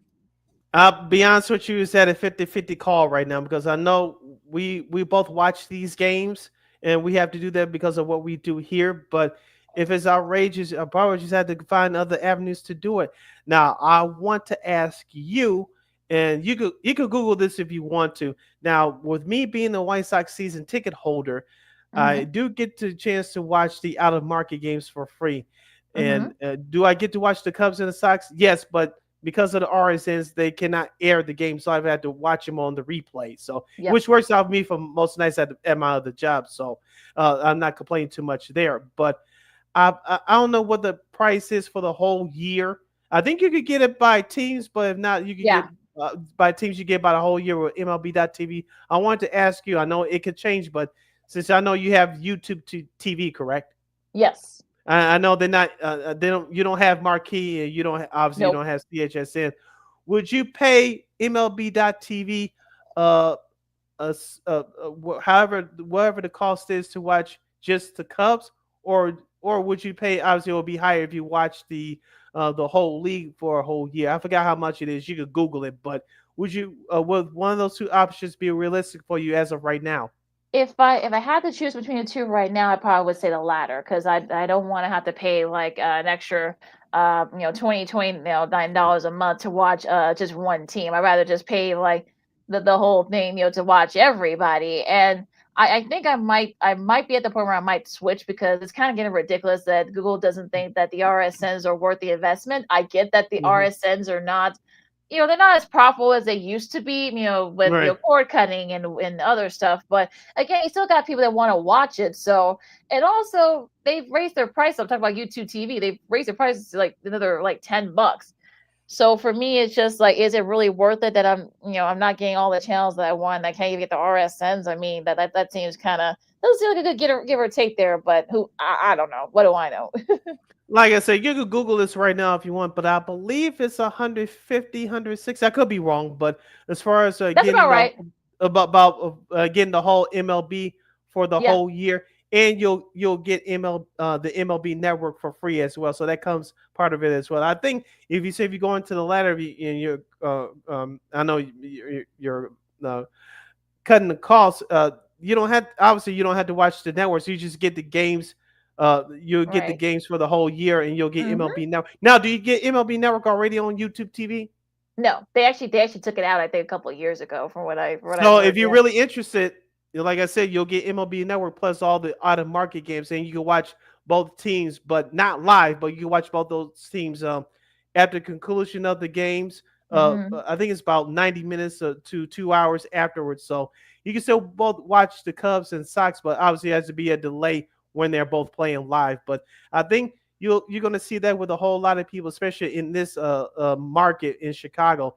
You're going to have to pay to watch the Cubs and the Sox, but you're not going to pay Xfinity Comcast if you decide to cut that cord, and you're definitely not going to pay $330 to watch all three teams on that CHSN streaming app. So I think MLB.TV may see a bunch of new Chicago subscribers. I'm just saying.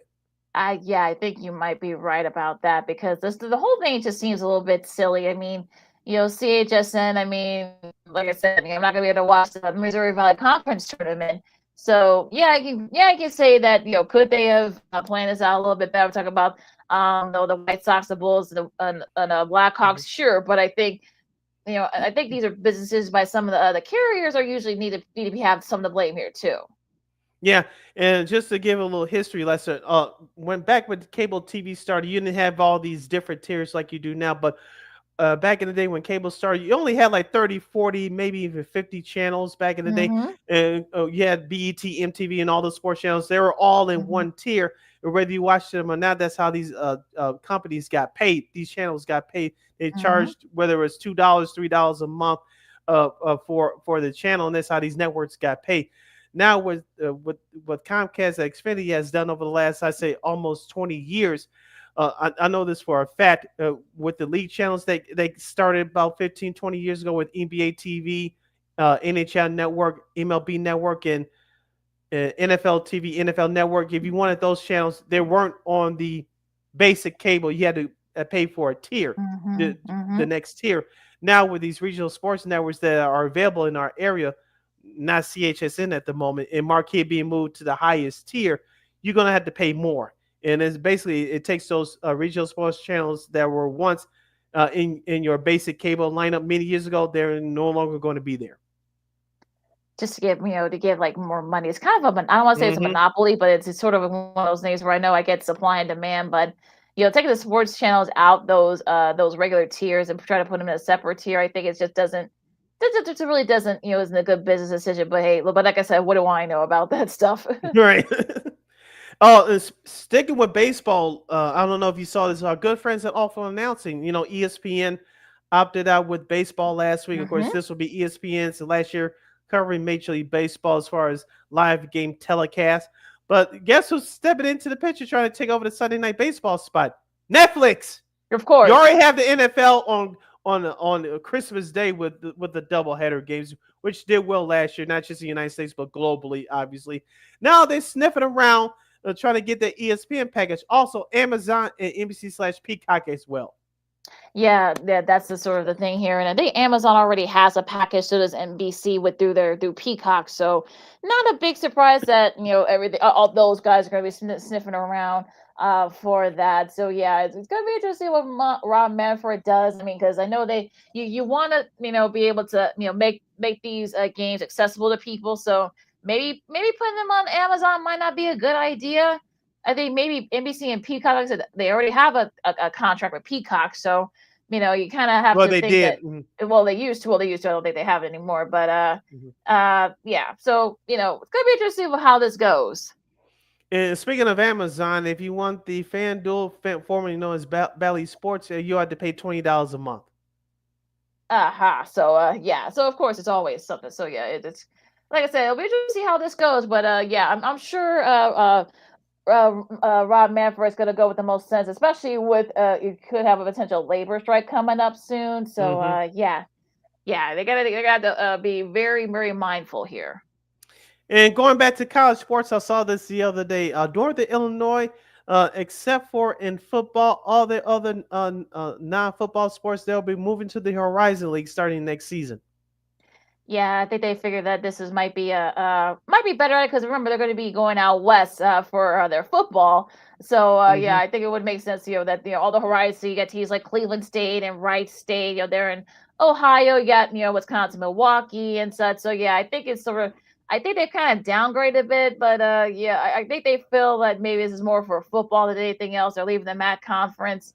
So I wonder this end up being like DePaul when they moved to the Big East. Probably wouldn't. If you look back on it, maybe that wasn't the smartest thing. But we'll see if this ends up being the opposite when Northern Illinois moves to the Horizon for all sports except football. Yep. And going back to sports media, your former carrier DirecTV is adding ESPN Plus select RSNs to My Sports package. Speaking of another money grab. yeah, exactly. So so I think ESPN Plus. I mean, I think they want ESPN Plus has not gotten the big thing with this, so it's gonna be interesting to see what they do with this because like I said, ESPN Plus hasn't been doing very well. So I think they want to try to give it as accessible as they can. So yeah, putting it with DirecTV is probably the smartest thing to do, putting in their sports tier. So, but yeah, because you could get the sports pack, it's kind of a separate. But then if you have like different ways to go about it, you can get it maybe at a reduced price or even for free if you're a newer customer. So we'll see. I mean, we'll see how this goes. Yep, and sticking with the sports ratings. Tuesday's Mavericks Lakers matchup was the most watched regular season game of the year outside of opening night. So, shouts out to Turner Sports. We had like we said earlier in the season, this will be their last year carrying the NBA. They aired NBA games for 41 straight seasons. But Luka Doncic is, of course, wearing a Lakers uniform, playing with LeBron James brings instant ratings. And NBA Commissioner Adam Silver has had his problems, but one thing he can smile about is when the Lakers play, both those guys are healthy. They're talking about Luka and LeBron. People are watching.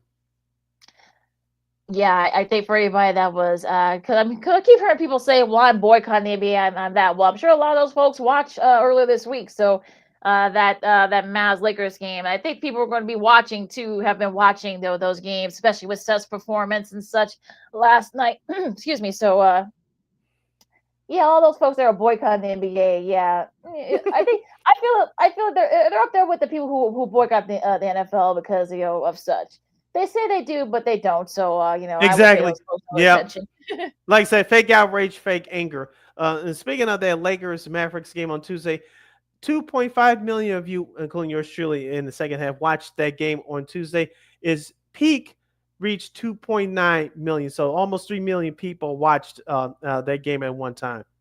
Yeah, that's a nice showing there by them, and I'm sure I think the Rays are going to see a little bit of a bump here, especially these next month of the season, last month of the season. I mean. All right, and going to baseball, sticking with sports media. Shout out Jason Benetti, Chicago's very own. Now he'll be entering year number 2 as the Detroit Tigers TV announcer for not Bally Sports anymore, but FanDuel Sports Network. And with the Detroit Tigers, their coverage this year will be slightly different because when the Detroit Tigers go on the West Coast to play teams like Anaheim and Seattle and the LA Angels or Anaheim, there'll be no pregame shows and no pregame shows or no postgame shows due to cutting costs, and in the sign of the times, the Detroit Tigers and now FanDuel Sports Network will be sliding back programming. Now you'll still get, if you're a Detroit Tigers fan, you'll still get the pregame shows and the postgame shows for the home games. But when they go out on the West Coast, due to cutting costs, you'll have no pregame shows and no post-game shows. And we talked about it before with the Minnesota Twins. Now they've broken out their relationship with FanDuel Sport. Now FanDuel Sports, their games will be produced by Major League Baseball. Their pregame shows for some games will be cut in half as well.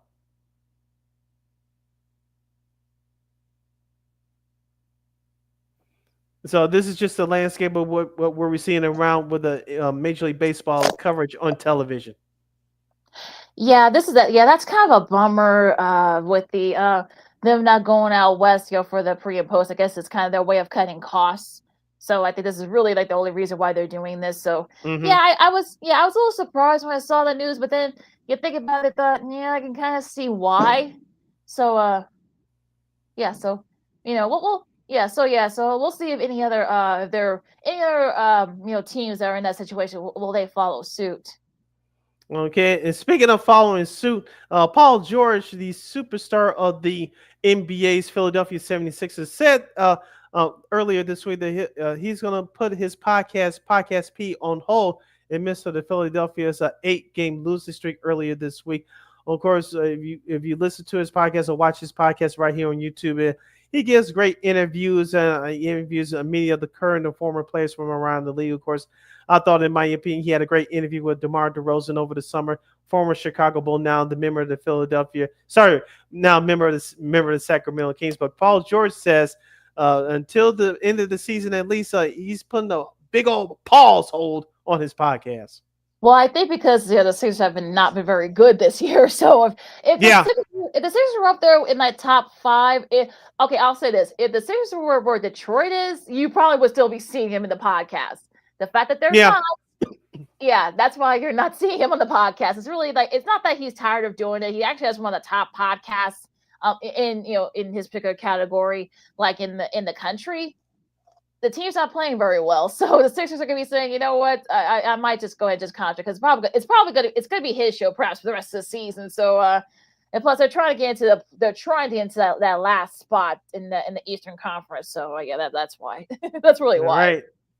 And going back to baseball, Amazon Prime Video has been the home of the New York Yankees for between 15 and 20 games for the last several years. This year, Amazon Prime Video will air 21 Yankees selected games for the New York Yankees once again this year. Of course, the Yankees Prime TV home is the Yes Network, which they own. But 21 games between the Yankees and Amazon Prime will happen once again for this upcoming 2025 season. Yeah, so not yeah. Again, like I said, it's done well for the Yankees. I mean, look, they've got big revenue for it. So as long as they're getting revenue for it, they'll keep doing it. So yeah, I mean, look, Prime is sort of a new way of thinking now. So this is like welcome to sports uh, streaming in 2025. You're listening to Second City Sports on Sports Zone Chicago. Silly Keenan here with you. We still have a few minutes left. Let's go back to football. Travis Kelce announced that he's coming back for the 2025 season, the star tight end for the Kansas City Chiefs. We all know that he's been struggling for the last couple years, looking due to age and injury. Of course, he was a non-factor in the Super Bowl. I know he had some catches in garbage time in the Super Bowl last season against the Philadelphia Eagles, but we saw his brother Jason go through this before the start in last season in Philadelphia, the year they lost after they lost the Super Bowl. Travis Kelce, speaking of podcasts, him and his brother Jason, they do a phenomenal job. But it looks like it's going to be the sign of the times, Lakina. I think I'm calling it right now. This will be Travis's last year. He's not the number one option on offense for Kansas City anymore. I know Kansas City has got to get a big weapon. They definitely need a running back after the injury to Isaiah Pacheco last year. Travis Kelce's getting older. He's still one of the best tight ends in his era. He's a first ballot Hall of Famer, but the times have changed and you're getting older. You become useless, especially in the National Football League. He's in his mid-30s now. I know he's coming back, but things are not the same anymore, and they're never meant to be when you get older, especially in the National Football League. Yeah, there's a lot of wear and tear. Now, thankfully, for the most part, he's been able to avoid serious injuries. But I think, like you said, I mean, he's not the number one option anymore. You got Xavier Worthy. So yeah, and that's really going to be kind of like the thing here for him is that I'm sure he probably didn't like it. I think had the Chiefs won, he probably would have called it a career. But since they got their butts kicked by Philly, he wants to try to win another one. So I think this is more. I don't want to say this is pride, but I think a little bit of it is pride for an Eagle, I think, because he has nothing to prove anymore. He's going to get into the Hall of Fame. He's one of the probably definitely in the top three of best tight ends in all of of all time. So he's got nothing to prove anymore. So I think this is more. I don't want to say ego, but I think this is more like a bruise, like something like a bruise, like pride or something like that. I think this is more really the main reason why he came back. Yeah, with certain athletes, especially in football, when you check out, we saw that here in Chicago with a couple of Bears players, Lance Briggs in particular. We saw it with Ben Roethlisberger. When you mentally start to check out, we saw it with Brett Favre on a bigger stage, and a couple other guys too. When you mentally start to check out, it's not too far gone that you're going to announce your retirement. We saw it in the 90s with John Elway. He was honest. Remember those last 2 years? He won back-to-back Super Bowls. He retired. He said, "I love playing on Sundays, but going through the grind of trying to get ready through going through the practice and through the meetings throughout the week, I don't like that. I don't miss that at all." And you saw it. So he did play the majority of the '98 season there last year. You remember he was injured to start off the year, but he said he didn't miss the preparation leading up to those games. But remember, he played 15, 16 years in the National Football League. So he earned that right to say that. So he was a He was in his late 30s when he won those back-to-back Super Bowls. So Mhm. when you see players in the National Football League lose interest, it's not too far gone that they're going to retire. And it's kind of happening earlier now with this, with today's NFL players as well. So, Hmm. you think of Antonio Gates, who's going to be in the Hall of Fame, this summer. He only played, what, about 12 or 13 seasons? I mean, that's really Hmm. not that much. So I think with the fact that, that I think, look, like I said, I think it'll be interesting to see what happens with Kelsey. I mean, does he change his mind as it kind of get later into the we close to the season? We'll see. But yeah, it's going to be interesting to see how this kind of goes. But because like you said, he's not the number one option anymore. He's got a little bit of wear and tear. And but think about this. Keep it up. Excuse me, with the tight end theme. Rob Gronkowski. There's rumors that he might try to make a comeback. Is he out of his mind? Why? Is he out You're of his getting all that mind? big cheddar from Fox, and I'm sure Yes. eventually he's going to replace Terry Bradshaw Mhm. or somebody else on maybe Jimmy Johnson. Hopefully not now, but he's going to replace one of those two on the pregame show. He's great. Why would you come back and beat up your body for 1 or 2 more years? I don't get it. He did that the first time and paid off with a Super Bowl with Tampa when he joined with Brady a few years ago. But why do that now? Well, plus he's got a great, speaking of podcasts, he's got a great one he does occasionally with a former Patriots teammate and probably a future Hall of Famer, Julian Edelman. And that's not Gronk calling, obviously, but that's not Gronk calling. But yeah, Get I off the mean, phone. yeah, I was like, yeah, I'm trying to finish up here, Gronk. But yeah, I mean, look, why would he even think about this? I think this is, I think that I don't know. I think one of the reasons why he retired was that he didn't miss it. He hated going to practice. He hated having to, get Hmm. himself in shape. He hated doing all that. Now, again, he won 4 Super Bowls, but even still, I mean, he hated, the grind of it. So I don't Hmm. understand why he would want to even want to put his body through that. And he said his body was just like his body was literally broken, Yeah. after that stint in Tampa. So I don't know why he would even think about wanting to. I think this might be like he might be bored, I guess. So he needs something to do. So I think once he's close, he's like, no, I'm kidding. I'm coming back to Fox. All right, you listening to Second City Sports and Sports on Chicago. Sailor Ken here with you. We'll wrap up talking about this sport since we have 5 minutes left at least. The Chicago Blackhawks 17-35, Yeah. 17-35-7 on the year. The loss Yeah. to the Vegas Golden Knights last night by the score of 7-5. Connor Bedard did not score at all. Lakina, he's had a bunch of different line combinations. I'll be honest with you. I try to keep up with the Hawks, but the way they've been playing, they drive me crazy. I'm like, and with that foolishness, with the intent of being schizophrenic in my house day by day, I'm like, nah, I'm out. I'm out. I still keep up with it, but I'm out. The way this team is playing, I know we talked about Luke Richardson being fired. The new head coach, I don't know if he's going to get a fresh start in being the coach next year, but it's not looking good for the Blackhawks. And I say this before and I'll say it again. By this time next year, the Hawks are not at least competitive enough to be a playoff team in the future. Mhm. GM Kyle Davis said his job should not be in question. That hot seat should be hotter right now. I know part of it is on the players for them to develop and all that, but Kyle Davidson, that feel good story about you being selected Connor Bedard, that protection is about to start going away. And I know some Hawks fans that protection's already went away, but the way that this team has played this year and some stars not panning out, and whether you trade Seth Jones or not at the trade deadline, your protection is gone, my friend. Yeah, I mean, if you heard his comments about Seth Jones's comments after that game against Vegas, I think he basically said, "Look, I don't know." Like he was trying to get himself to get the hell out of there. I think that's what that's probably Yeah. what he was trying to do, and he's basically all but said that. And I've seen some of the highlights. It's hard for me to watch. Bedard. I know you could say it's just a sophomore slump, blah blah blah, but there's like he's had so many line changes. You've had like Folio on one line, Johnson on the other. He can't stay Mm-hmm. healthy, and then a couple other guys, they can't stay healthy either. So it's just one of those things where you're just like you're right. And if you're, who would you bring on as coach? If you're a would be coach and you're looking at this team, you're thinking, why the hell would I want to come here? I mean, Bedard, yeah, that's fine, but there's really nothing else around him.